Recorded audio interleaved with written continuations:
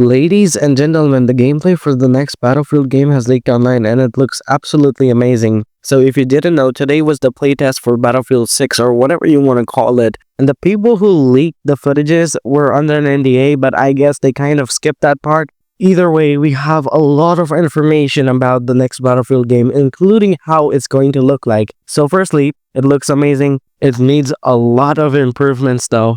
Let's go over the new information we have just learned. The down animation looks more like Battlefield 5. Some of the 2042 UI elements are still present in the game. There is finally a scoreboard in this game. The current factions we have seen is NATO and Pax Armada, which might not be Russia. Medic and ammo packs are only dedicated to the support class. Vehicle movement speed is slow. The gameplay itself is very slow and very similar to the gameplay of Battlefield 3 and Battlefield 4. The TTK is extremely low. We've seen Leopard 2 to be the main battle tank of the enemy faction Pax Armada, which kind of hints that it's not Russia, but instead might be some sort of private military faction, since Leopard 2 is a German tank. The UI of the game seems to be a mix of something from Battlefield 3 and 4 combined with Battlefield 2042. The main thing I want to talk about is the sound design, because even though we've only got low quality gameplay, the sound design looks absolutely immersing.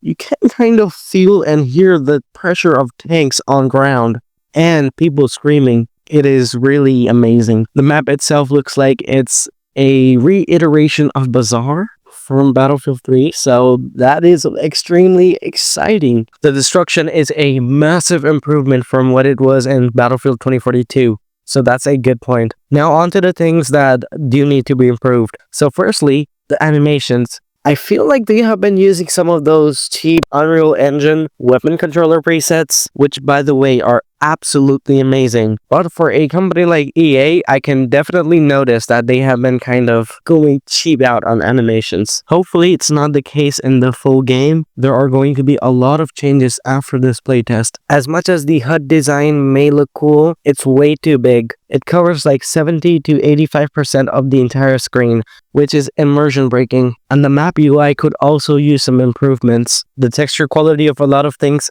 especially including the tanks, could use some noticing. The spawn UI is very cluttered. The map could also use a lot of containers. One of the interesting things they have added is that when you hover onto a teammate when you're trying to spawn, and you can actually spectate him, there's a little box on the right which kind of shows his little screen, so you can kind of see what he's going through.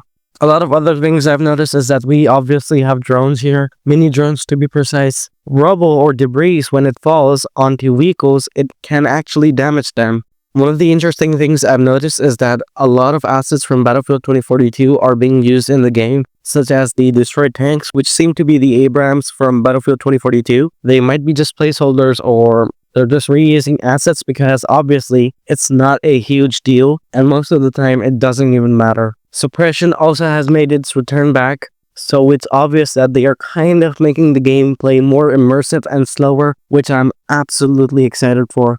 So that's it for today, guys. Hope you guys found this video interesting. If you did, consider subscribing. So I'll see you in the next video. Thank you for watching and goodbye.